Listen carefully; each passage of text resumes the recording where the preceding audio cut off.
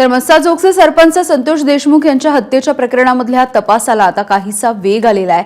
खंडणीच्या प्रकरणामध्ये फरार असलेल्या वाल्मिक कराडचा शोध घेण्यासाठी सीआयडीने आता हालचाली सुरू केल्यात। त्याचाच भाग म्हणून काल संध्याकाळी कराडची पत्नी मंजिलीची चौकशी करण्यात आली आहे। बीड शहर पोलीस स्टेशनमध्ये कराडच्या पत्नीची सीआयडीने 2 तास चौकशी केली, त्यानंतर त्यांना सोडण्यात आलंय।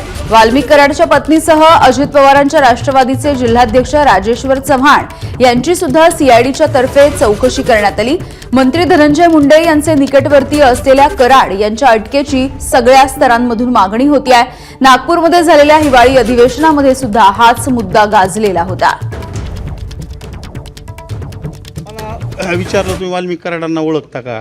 मी म्हणलं ओळखतो त्यांना, की माझी नगर आदिवासी राजकारणात समाजकारणात काम करणारी मंडळी आहे ती, ओळखत होतो म्हणलं। त्यांचा पत्ता विचारला का तुम्हाला? नाही आपल्याला काय आहेत, भेटत का नाही त्या संदर्भात चौकशी? मला एवढंच विचारलं ओळखत होतात का तुम्ही? म्हणलं हो ओळखत होतो, मी जिल्हा अध्यक्ष असल्यामुळे सगळेच मला ओळखतात। मी विष्णू साठे यांच्या संदर्भात नाही, त्यांना आम्ही पक्षातून काढून टाकलं त्यावेळेस। जे काही मला माहिती आहे ते मी सांगितलं पाहिजे। माझी ओळख होती का? होती।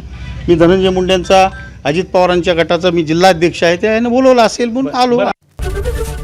एबीपी माझा, उघडा डोळे बघा नीट।